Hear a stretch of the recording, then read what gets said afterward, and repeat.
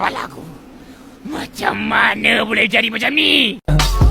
I just had to let you know you're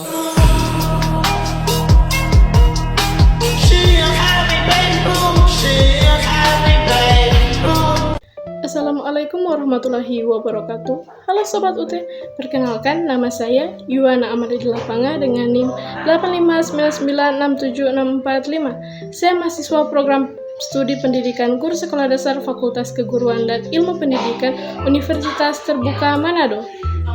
Baik, di sini saya akan menjelaskan hubungan timbal balik antara filsafat ilmu dan pendidikan. Yang pertama, bagaimana filsafat ilmu mengawasi dan memperkuat nilai eksistensi, keilmiahan, serta nilai-nilai dalam ilmu pendidikan. Jadi, filsafat ilmu berperan dalam mengawasi dan memperkuat eksistensi serta keilmiahan ilmu pendidikan. Artinya, filsafat ilmu membantu pendidikan agar tetap berkembang berdasarkan metode, fakta, dan pemikiran rasional.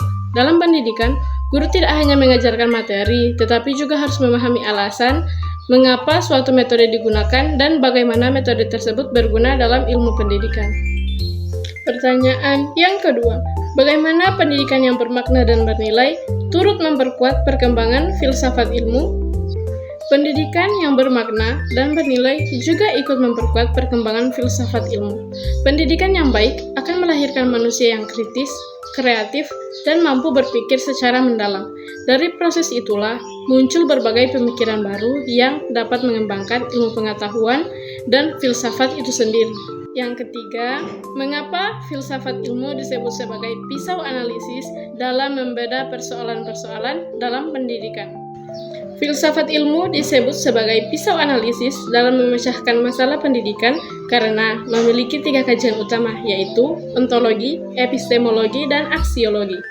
Ontologi membahas tentang hakikat atau objek yang dipelajari dalam pendidikan, misalnya hakikat peserta didik dan proses belajar. Epistemologi membahas bagaimana cara memperoleh pengetahuan yang benar, seperti penggunaan metode, penelitian, dan strategi pembelajaran yang tepat. Sedangkan aksiologi membahas nilai dan manfaat ilmu bagi pendidikan dan kehidupan manusia.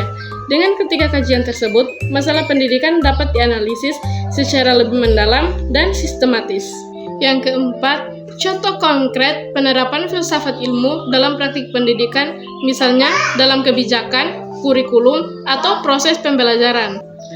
Contoh penerapan filsafat ilmu dalam pendidikan dapat dilihat pada kebijakan kurikulum dan proses pembelajaran. Misalnya, pada kurikulum Merdeka yang menekankan pembelajaran aktif, kreatif, dan sesuai kebutuhan peserta didik. Guru tidak lagi menjadi satu-satunya sumber pengetahuan, tetapi berperan sebagai fasilitator yang membantu siswa berpikir kritis dan mandiri.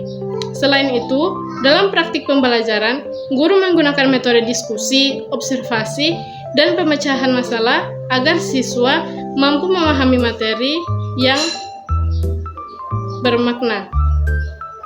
Kesimpulannya, filsafat ilmu memiliki peran penting dalam memperkuat pendidikan karena memberikan dasar berpikir yang logis, kritis, dan bernilai.